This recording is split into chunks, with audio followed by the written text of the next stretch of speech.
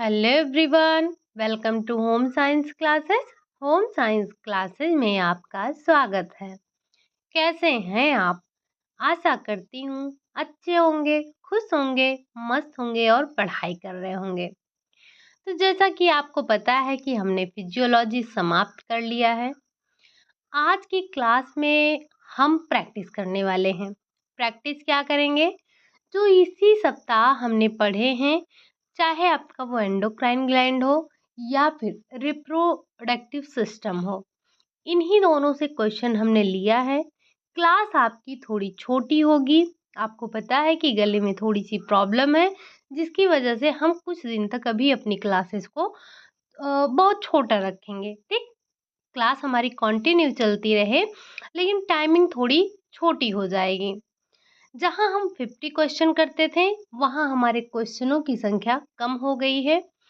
आज हम ये जो फिजियोलॉजी है, इसमें जो हमने लास्ट वीक पढ़ा है अपना एंडोक्राइन ग्लैंड और जो प्रजनन अंग के बारे में पढ़ा है, उन्हीं से हमने क्वेश्चन लिया है।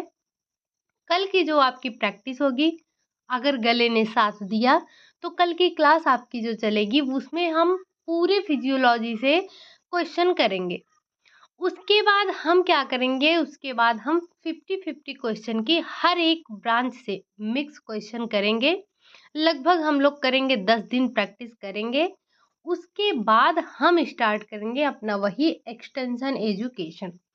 लेकिन एक्सटेंशन एजुकेशन को स्टार्ट करने से पहले हम अपने पांचों ब्रांच जो भी हैं हमारे, चाहे वो आपका एक्सटेंशन एजुकेशन हो, न्यूट्रिशन साइंस हो, टेक्सटाइल हो, होम मैनेजमेंट हो या फिर सीडी हो, इन सभी ब्रांच से 50-50 क्वेश्चन के सेट में हम कम से कम 10 दिन प्रैक्टिस करने वाले हैं। उसके बाद फिर से हमारी थियरी की क्लासेस स्टार्ट हो जाएंगी। तो चलिए बढ़ते हैं हम आज के अपने पहले क्वेश्चन की तरफ। आवाज़ में आपको थोड़ी सी दिक्कत हो रही होगी तो प्लीज़ कोऑपरेट कीजिएगा। ये बस 2-4 दिन की समस्या है, उसके बाद सब कुछ ठीक हो जाएगा। चलिए बढ़ते हैं हम आज के अपने पहले क्वेश्चन की तरफ। पहला क्वेश्चन है आपका, अंतःस्रावी ग्रंथियां होती हैं, ये जो एंडोक्राइन ग्लैंड होते हैं, ये कैसे होते हैं? क्या ये नलिका विहीन ग्रंथियां होती हैं? क्या ये नलिका युक्त ग्रंथियां होती हैं? या फिर ये नलिका विहीन और नलिका युक्त दोनों ग्रंथियां होती हैं? या फिर इनमें से कोई नहीं? तो ये हम सभी बहुत अच्छे से जानते हैं कि जो हमारी अंतःस्रावी ग्रंथियां हैं, हमारे शरीर में दो प्रकार की ग्रंथियां पाई जाती हैं। एक तो होती हैं अंतःस्रावी ग्रंथियां और एक होती है बाह्यस्रावी ग्रंथियां। जो हमारी अंतःस्रावी ग्रंथियां हैं, वो हमारी कैसी ग्रंथियां होती हैं? तो ये नलिका विहीन ग्रंथियां होती हैं। वहीं अगर हम बात करें, जो हमारी बाह्यस्रावी ग्रंथियां हैं, वो हमारी ग्रंथियां कैसी होती हैं? तो वो नलिका युक्त ग्रंथियां होती हैं।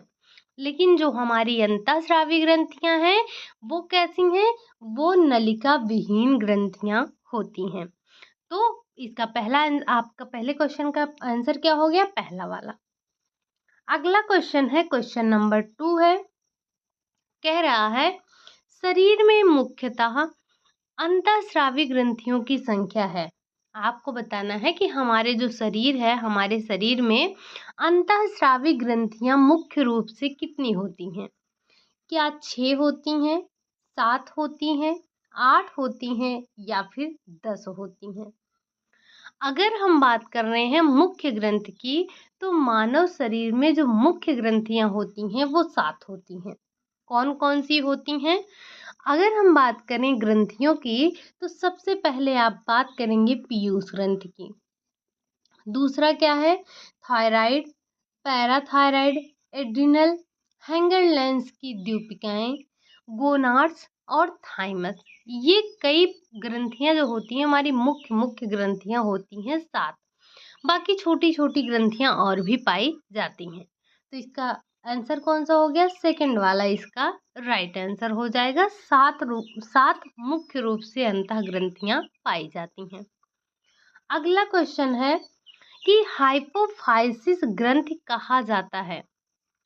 किस ग्रंथि को हाइपोफाइसिस ग्रंथि के नाम से जानते हैं?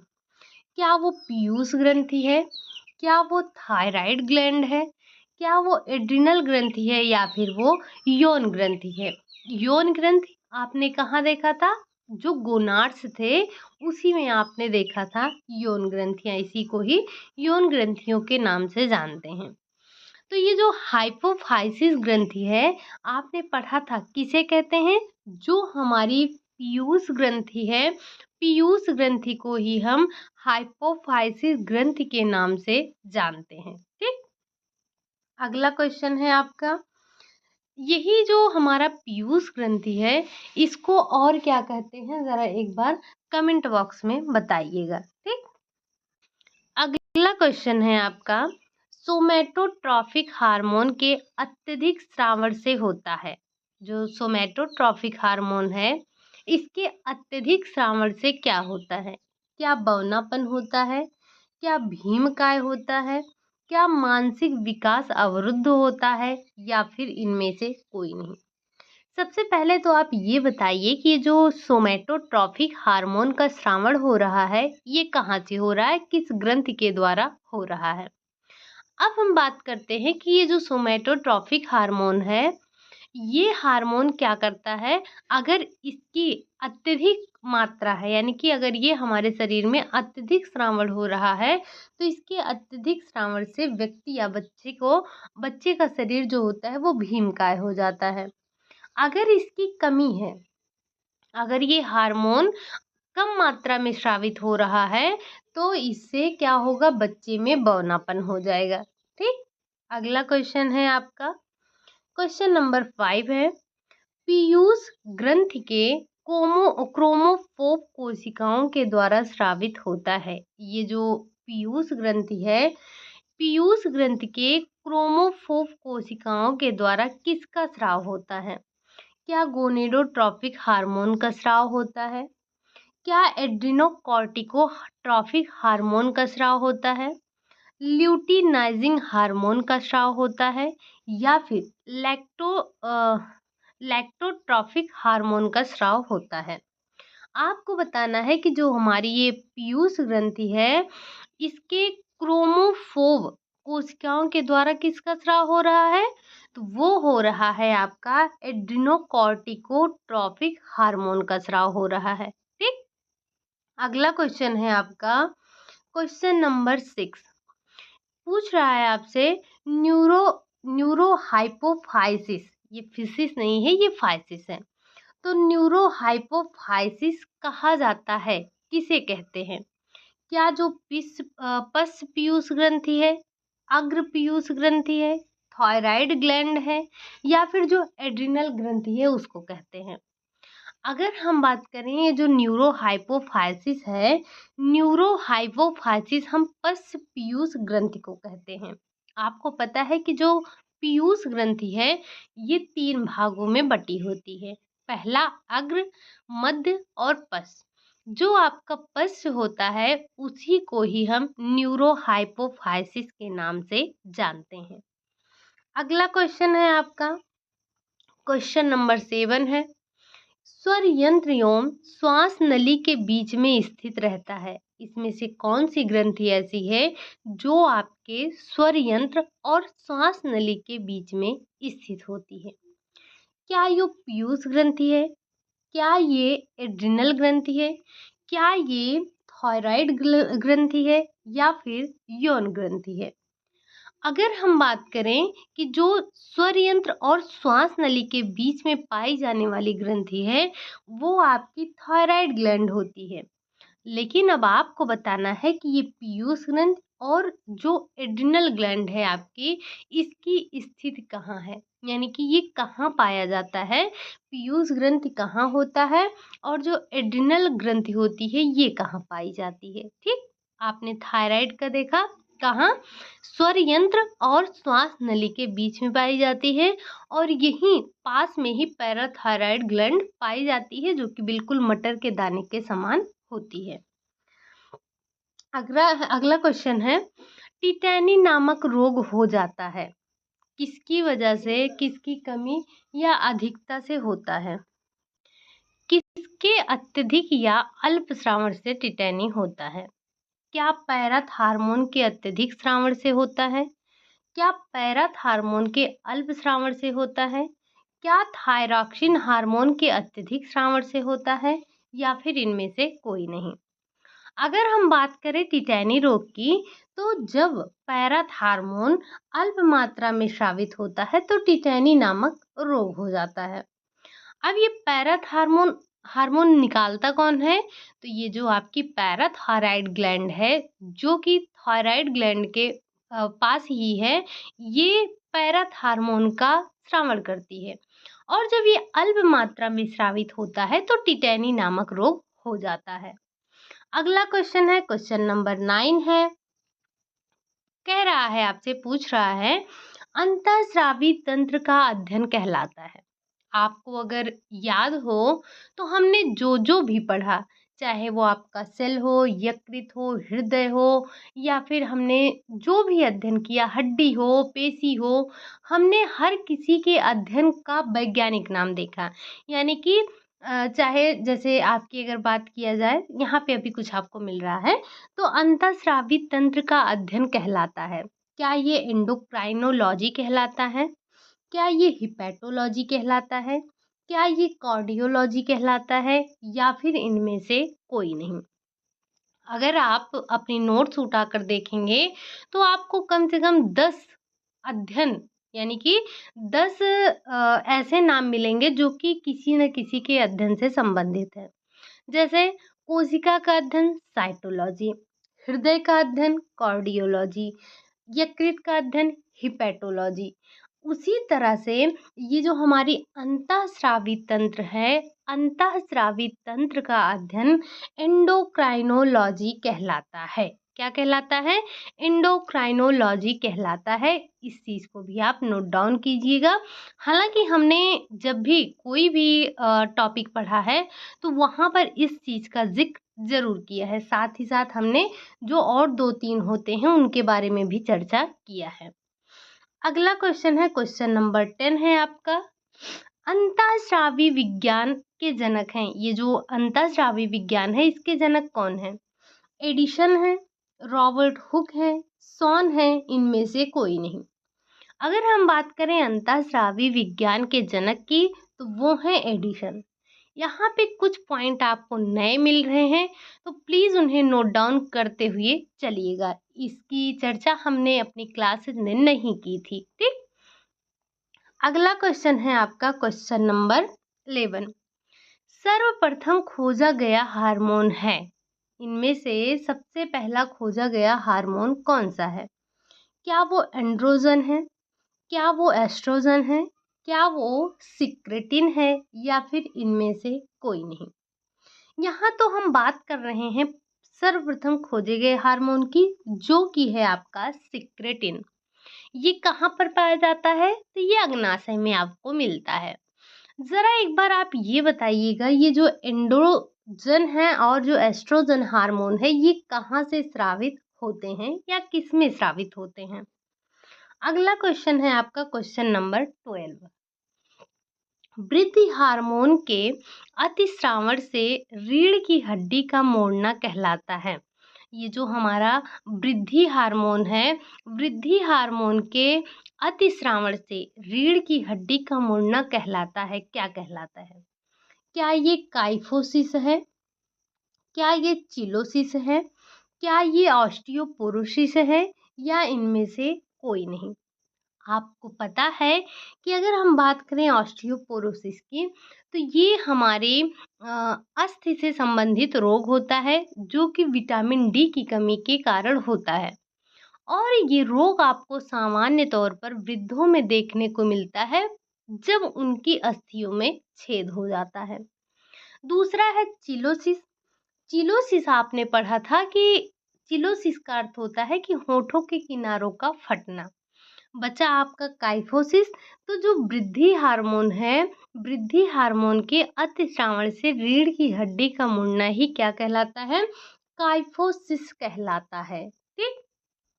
अगला क्वेश्चन है, क्वेश्चन नंबर 13। किस ग्रंथि को करो या मरो ग्रंथि के नाम से जानते हैं या करो या मरो ग्रंथि कहा जाता है? क्या वो थाइमस ग्रंथि है? क्या वो एड्रिनल ग्रंथि है? क्या वो पीनियल ग्रंथि है या फिर इनमें से कोई नहीं? अगर हम बात कर रहे हैं करो या मरो ग्रंथ की, फ्लाई और फाइट, तो ये है आपकी कौन सी ग्रंथ? ये है आपकी एड्रिनल ग्रंथ। एड्रिनल ग्रंथि को ही हम करो या मरो ग्रंथि के नाम से जानते हैं। ठीक, अगला क्वेश्चन है आपका क्वेश्चन नंबर 14। बाल्यावस्था ग्रंथि के नाम से जाना जाता है। इसमें से कौन सी ग्रंथि है जिसे हम बाल्यावस्था ग्रंथि के नाम से जानते हैं?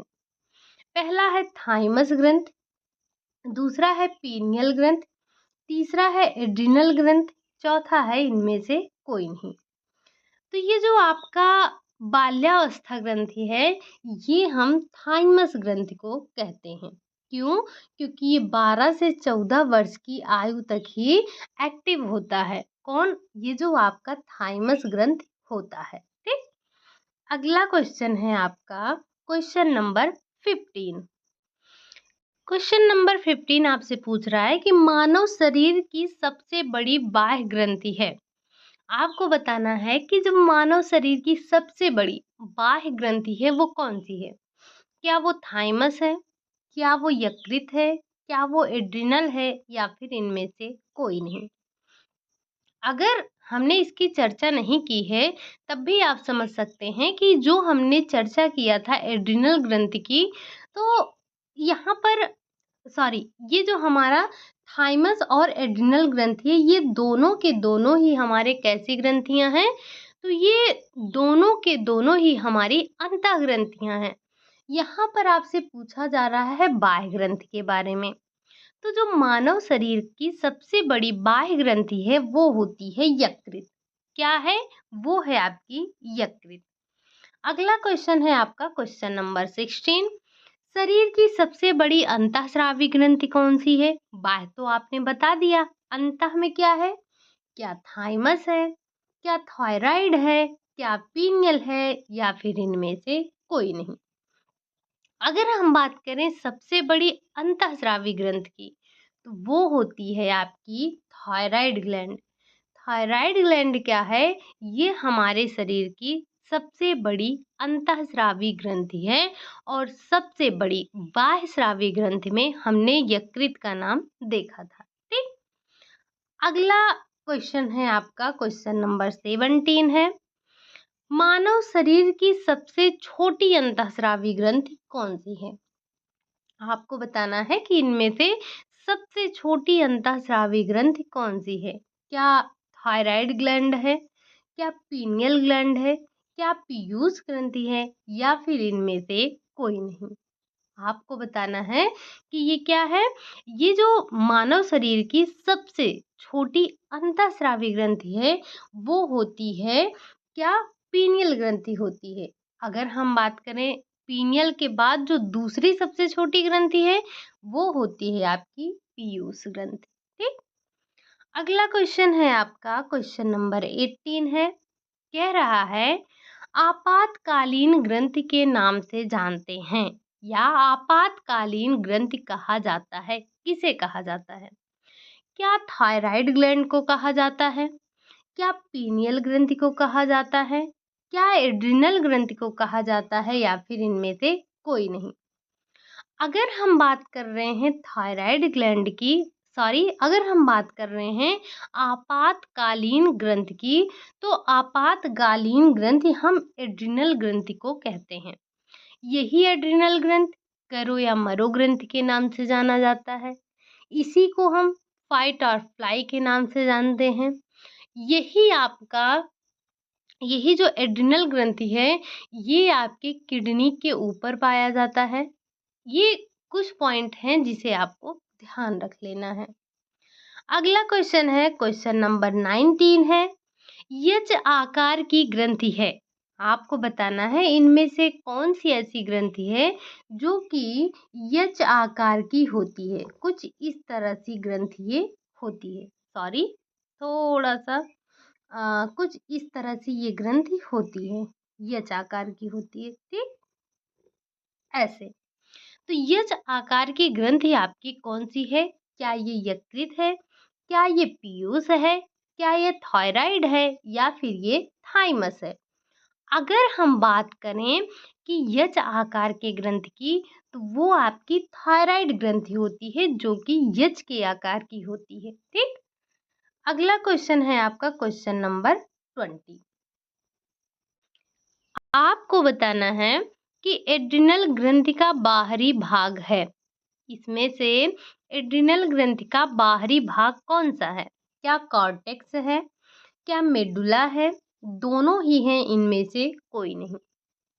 तो जब आपने एड्रिनल के बारे में पढ़ा था, तो आपने देखा था कि एड्रिनल ग्रंथि के दो भाग हैं, एक है कॉर्टेक्स, एक है मेडुला।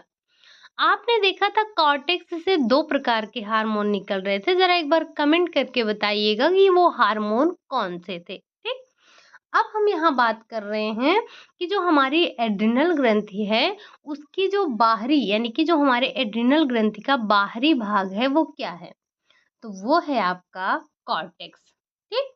अगला क्वेश्चन है आपका क्वेश्चन नंबर 21 है। अगला क्वेश्चन है आपका अंड ग्रंथियां कहा जाता है। अंड ग्रंथियां किसे कहते हैं?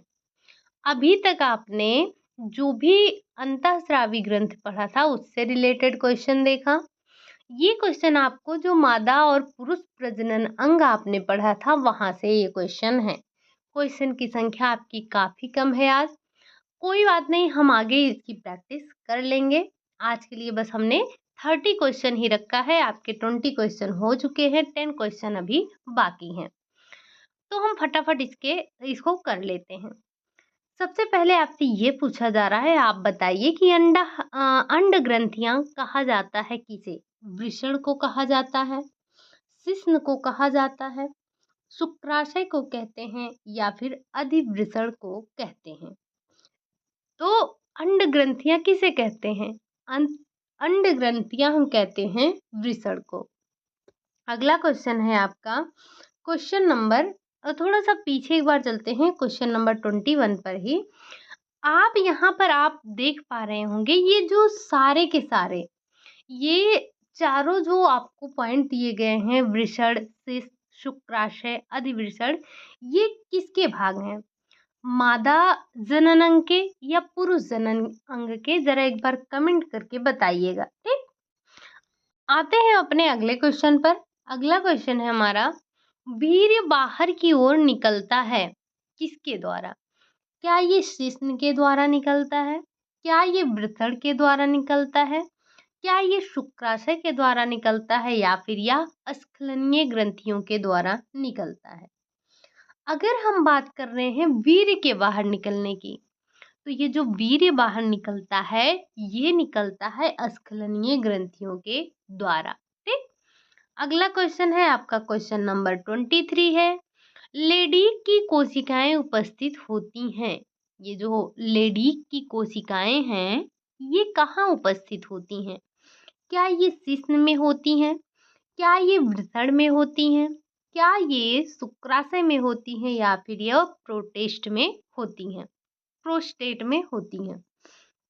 तो हमें पता है ये जो लेडीक कोशिकाएं हैं, ये लेडीक कोशिकाएं वृषण में उपस्थित होती हैं। कहाँ पर उपस्थित होती हैं? तो ये वृषण में उपस्थित होती हैं। अगला क्वेश्चन है आपका क्वेश्चन नंबर 24 है। कह रहा है कि शुक्राणुओं का निर्माण होता है। आपको पता है कि शुक्राणु क्या है?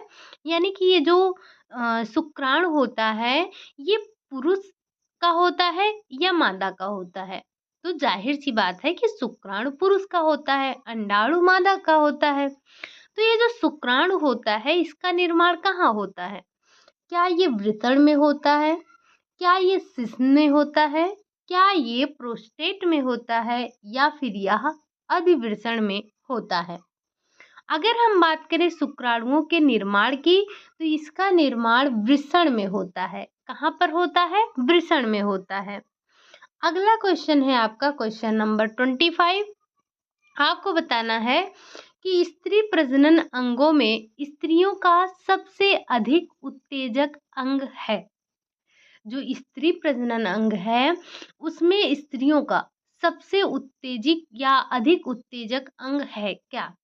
क्या बृहद ओष्ठ है, लघु ओष्ठ है, या क्लाइटोरिस है, या फिर योनि है? क्लाइटोरिस यानी कि जिसे हम भग शिश्निका कहते हैं। ठीक, तो आपको बताना है कि सबसे उत्तेजित अंग कौन सा है।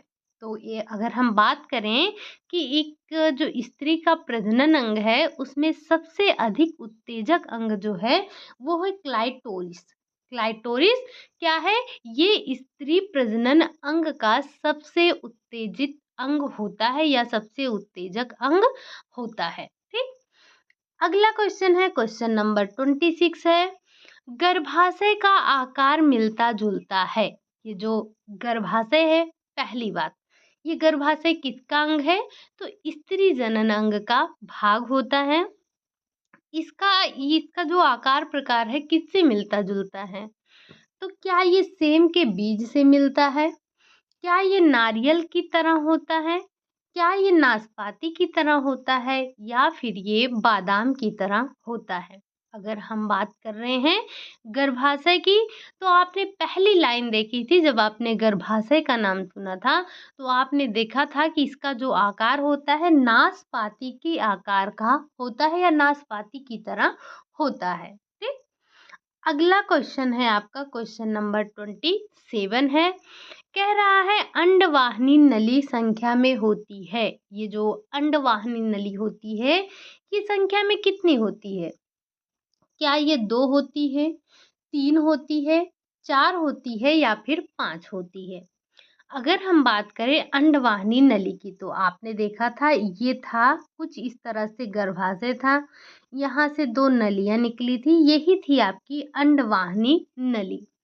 तो ये संख्या में कितनी है? 2 होती हैं। तो जो अंडवाहिनी नलियाँ हैं वो संख्या में कितनी है? संख्या में वो 2 होती हैं। ठीक, अगला क्वेश्चन है आपका, क्वेश्चन नंबर 28 है, कह रहा है आपसे कि ग्राफियन पुटिका एवं अंड जनन का निर्माण होता है। ये जो ग्राफियन पुटिका है इसका और अंड जनन का निर्माण होता है किसके द्वारा? क्या एस्ट्रोजन एवं प्रोजेस्टेरॉन हार्मोन के द्वारा होता है? क्या फॉलिकल स्टिमुलेटिंग हार्मोन के द्वारा होता है? क्या पैराथार्मोन के द्वारा होता है? पैराथार्मोन हार्मोन के द्वारा होता है, या फिर इनमें से कोई नहीं? तो अगर हम बात कर रहे हैं ग्राफियन पुटिका एवं अंड जनन का निर्माण कैसे होता है, तो वो होता है आपका फॉलिकल स्टिमुलेटिंग हार्मोन के द्वारा होता है। कैसे होता है? फॉलिकल स्टिमुलेटिंग हार्मोन के द्वारा होता है। जो जो आपने इस वीक पढ़ा है, यानी कि जो आपने अंतःस्रावी ग्रंथियां पढ़ा है, और जो आपने मादा जनन और पुरुष जनन अंग बोले तो मानव प्रजनन अंग के बारे में पढ़ा है, इसमें आपके लिए सबसे इम्पोर्टेंट ये हार्मोन हो जाते हैं। हार्मोन आपके इतने हैं कि आपके लिए मतलब हर हार्मोन आपके लिए इम्पोर्टेंट है।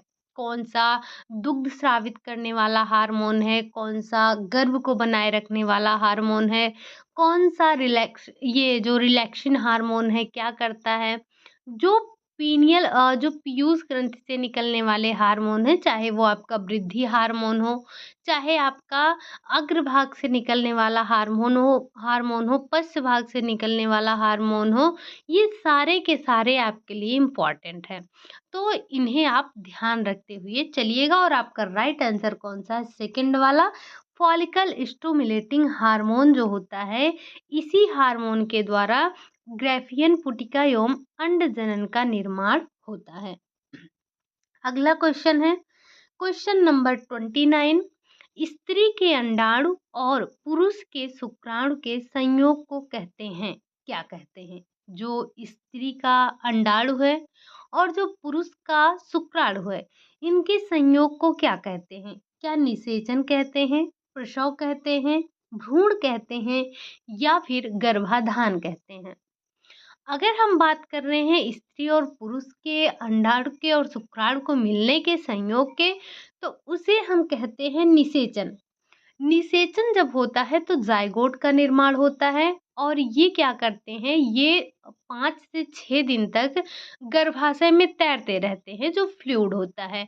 उसके बाद ये गर्भाशय की दीवार में जाकर चिपक जाते हैं जिसे हम आरोपण कहते हैं। ठीक।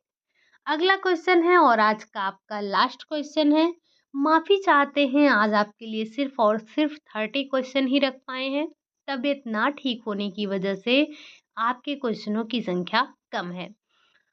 लास्ट क्वेश्चन है आपका, पहले मासिक चक्र को कहते हैं, यानी कि जब किसी युवती को पहली बार मासिक चक्र आता है तो उसे हम क्या कहते हैं? क्या उसे हम मेनार्किक कहते हैं, मेनोपॉज कहते हैं, दोनों कहते हैं या फिर इनमें से कोई नहीं? तो यहाँ से जो मासिक चक्र से क्वेश्चन पूछा जाता है, 4 से 5 क्वेश्चन पूछे जाते हैं। ज़रा उनको ध्यान से सुनिएगा। पहला, यहाँ पर जो क्वेश्चन पूछा गया है, हम उसी का जवाब ले लेते हैं। आपका क्वेश्चन पूछा जा रहा है, पहले मासिक चक्र को कहते हैं तो उसे हम मेनार्की कहते हैं। अंतिम मासिक चक्र को मेनोपॉज कहते हैं। मासिक चक्र प्रारंभ होने की अवस्था क्या है? तो वो 12 से 14 वर्ष मानी जाती है। अंतिम मासिक चक्र के अ, अंतिम मासिक चक्र का समय क्या होता है? तो वो होता है 45 से 50 के बीच में या 48 से 50 के बीच में होता है। एक क्वेश्चन और ध्यान रखिएगा कि जो ये मासिक धर्म होता है, इसके एक मासिक चक्र में कितना समय लगता है? तो 28 से 30 दिन, यानी कि 28 से 30 दिन में अगर आपको पीरियड आ रहा है तो ये नॉर्मल है। लेकिन इससे ज़्यादा और कम हो रहा है तो इसके लिए आपको अपने डॉक्टर से मिलना चाहिए, सलाह लेना चाहिए। ठीक। तो ये थे कुछ हमारे जो हमने अभी जनन अंग पढ़े थे उससे रिलेटेड क्वेश्चन, और जो हमने ग्रंथियाँ पढ़ी थी उससे रिलेटेड हमारे क्वेश्चन थे। कल की क्लास में अगर गले ने साथ दिया, तबीयत ठीक रही, तो कल की क्लास में हम मिक्सअप क्वेश्चन करेंगे। उसके बाद हम अब मिक्सअप का मतलब ये है कि केवल फिजियोलॉजी के मिक्सअप क्वेश्चन होंगे, यानी कि फिजियोलॉजी के जितने भी टॉपिक हमने पढ़े हैं सबसे आपको क्वेश्चन कुछ न कुछ मिलने वाले हैं, और जो भी हमारे 2-4 पॉइंट रह गए हैं उनको भी साथ में हम इंक्लूड करते हुए चलेंगे। उसके बाद हमारे हर ब्रांच के क्वेश्चन आपको मिलेंगे जो कि संख्या में 50 होंगे, और हम उसे लगभग 10 दिन तक करेंगे, यानी कि इस 10 दिन के बीच में हम कोशिश करेंगे 500 क्वेश्चन को करने की। ठीक। तो आप सभी अपना रिवीजन करते रहिए। जो भी आपसे क्वेश्चन के बीच में क्वेश्चन पूछे जाते हैं उनका जवाब दिया कीजिए, तभी मुझे पता चलेगा कि आप भी एक्टिव हैं। आज के लिए हम अपनी क्लास को यहीं रखेंगे। क्वेश्चन आपको कैसा लगा? फिर से आपसे माफ़ी माँगना चाहेंगे कि आपके क्वेश्चनों की संख्या कम है और थोड़ी-सी आपको आवाज़ में भी दिक्कत आ रही होगी, मुझे पता है। तो थोड़ा-सा कोऑपरेट कीजिएगा, बस 2-4 दिन की बात है। मिलते हैं अपने अगले क्लास में, तब तक के लिए खुश रहिए, मस्त रहिए, पढ़ाई करते रहिए। क्लास अच्छी लगी हो तो लाइक कर दीजिएगा, चैनल को सब्सक्राइब कर लीजिएगा। साथ ही साथ जो भी आपसे क्वेश्चन पूछे गए हैं, उनका जवाब देना मत भूलिएगा। ठीक? Bye bye, take care.